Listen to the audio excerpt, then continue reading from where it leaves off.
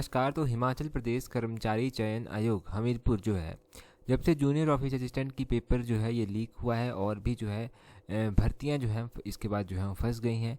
अभी आपको ये ज़रूर पता होना चाहिए कि आगे क्या होगा और क्या हो सकता है। तो जो न्यूज़पेपर के माध्यम से पता चला है उसमें थोड़ी सी अपडेट जो है मैं आपको दे देता हूँ कि क्या आगे हो सकता है। देखिए, अभी आपको पता है कर्मचारी चयन आयोग को जो है वो सस्पेंड कर दिया गया है। अभी 16 तारीख को जो है 16 जनवरी को जो है यानी कि इसकी रिपोर्ट जो था वो देनी थी। रिपोर्ट के एक जो हिस्सा है उसमें सिफारिशें लिखी गई हैं कि किस तरह से जो है आने वाले समय में जो है वो परीक्षाएं करवाई जाएं। तो परीक्षाओं पर कुछ सिफारिशें जो रखी गई हैं वो किस तरह से रखी गई हैं उसके बारे में जब बात करते हैं। जो सिफारिशें रखी गई हैं उसमें केंद्रीय जो सेंटर का स्टाफ सिलेक्शन कमीशन होता है उसके बेस पर जो है वो परीक्षाएं कराने की बात कही गई है। अभी इसमें जो है क्या होगा, इसमें दो तरह के पैटर्न जो है इन्होंने तैयार किए हैं। पहले पैटर्न में तो इन्होंने सिफारिश की है कि ऑनलाइन एग्ज़ाम जो है वो कराए जाएं। ऑनलाइन एग्ज़ाम करवाने की संभावना जो है वो तलाशी जा रही है। और दूसरी सिफारिश जो है उसमें अलग तरह का एक एग्ज़ाम पैटर्न बनाने की बात कही जा रही है। जैसे एक एग्जांपल दे के समझाता हूँ आपको। जैसे जूनियर ऑफिस असिस्टेंट का एग्ज़ाम है, मान लीजिए जूनियर ऑफिस असिस्टेंट की वैकेंसी निकली, मान लीजिए क्लर्क की भी साथ में वैकेंसीज जो है वो निकल गई, और इसके साथ मान लीजिए पंचायत सेक्रेटरी की, पंचायत ऑडिटर की ये भी वैकेंसीज जो है वो साथ में निकल गई, लेबर इंस्पेक्टर की वैकेंसी निकल गई, और भी ना जाने बहुत सारी वैकेंसीज जो था वो निकल गई। आपने एग्ज़ाम भर दिया।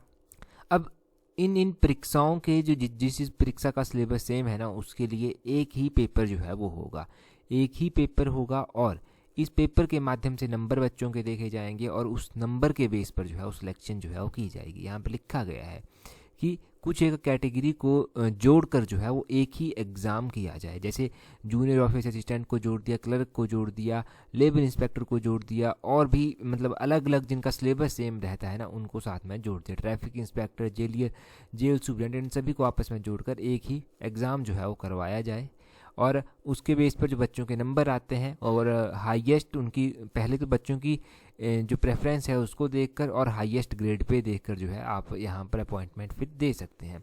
केंद्रीय स्टाफ सिलेक्शन कमीशन जो कंबाइंड ग्रेजुएट लेवल का एक एग्ज़ाम होता है वो भी इस तरह का होता है। अब इसकी परीक्षा किस तरह से होती है, इसका सिलेबस क्या रहता है, मैं थोड़ा सा इसके बारे में आपको बता देता हूँ। ये जो कंबाइंड ग्रेजुएट लेवल का एग्ज़ाम जो होता है एसएससी का, इसका सिलेबस किस तरह से रहता है, इसमें जो है वो दो तरह के पेपर होते हैं। पहला जो पेपर होता है उसमें जनरल इंटेलिजेंस और रीजनिंग आएगी। ये जो है ये 50 नंबर की आएगी और 25 क्वेश्चन यहाँ पर होंगे। जनरल अवेयरनेस आएगी, यहाँ पर मैक्सिमम नंबर 50 होंगे और 25 क्वेश्चन जो है यहाँ पर होंगे। एप्टीट्यूड आएगा, ये भी 50 नंबर का होगा और 25 क्वेश्चन यहाँ पर आएंगे। इंग्लिश आएगी, ये भी 50 नंबर की आएगी और 25 क्वेश्चन जो है इसके भी आएंगे। अब जिन लोगों ने ये पेपर 1 जो है वो क्लियर कर लिया उसके बाद वो पेपर 2 देंगे। पेपर 2 में क्या होगा, पेपर 2 में जो है क्वांटिटेटिव एप्टीट्यूड होगा, या फिर आप क्वांटिटेटिव एबिलिटी कह लीजिए। इसके 100 क्वेश्चन होंगे, 200 नंबर के ये होंगे। और इसमें भी पेपर 1 में ये होगा, उसके बाद इंग्लिश का होगा, उसमें 200 क्वेश्चन होंगे और वो 200 नंबर के होंगे। पेपर 3 होगा स्टैटिक्स का, उसमें 100 क्वेश्चन होंगे और वो भी 200 नंबर के होंगे। पेपर 4 होगा जनरल स्टडीज़ का, उसमें 100 क्वेश्चन होंगे, वो भी 200 नंबर के जो हैं वो होंगे। और इसके बाद एक और टीयर 3 होता है। टीयर 3 में पेन और पेपर का मेथड होता है।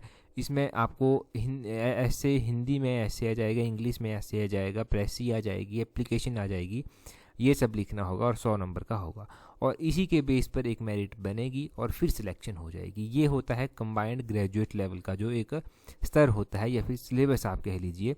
एसएससी सीजीएल इसको कहते हैं, सीजीएल का ये सिलेबस रहता है। इसमें टीयर 1 टीयर 2 इस तरह से जो है वो करवाए जाते हैं पेपर।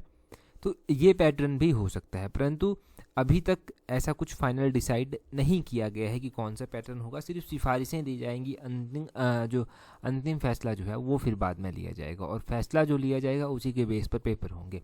मैंने बस थोड़ा सा बताने की कोशिश की आपको कि अलग अलग पेपरों को जोड़कर एक पोस्ट, अलग अलग पोस्टों को जोड़कर उन पोस्टों का जो सिलेबस है उसको देखकर, अगर सिलेबस एक है, जैसे मान लीजिए 10 पोस्टें निकली, उन 10 पोस्टों का एक ही सिलेबस है, उनके लिए एक ही पेपर करवा के इस तरह से टीयर 1 टीयर 2 और टीयर 3 में डालकर उसको जो है वो करवाया जाएगा।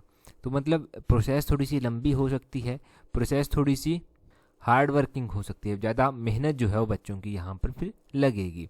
और ये भी कहा गया है कि इसके अनुसार जो है जो विज्ञापन जारी होगा उसके 6 महीने के भीतर जो है वो नियुक्तियां देने का अनिवार्य बनाया जाएगा।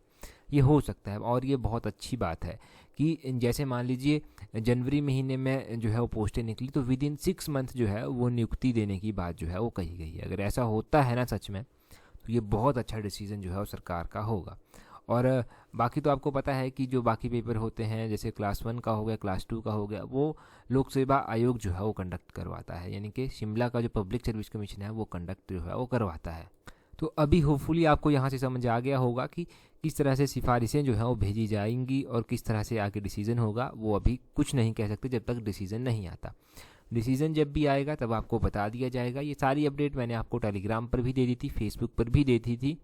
टेलीग्राम पर ज्वाइन करने के लिए अपना टेलीग्राम ओपन करना, वहाँ से इस तरह से सर्च करना @allexam31, आपको हमारा टेलीग्राम चैनल मिल जाएगा। तो ये थोड़ा सा इंपॉर्टेंट था जो न्यूज़पेपर पर आया था, उसके माध्यम से मैंने आपको बताया। So that's all, thank you very much.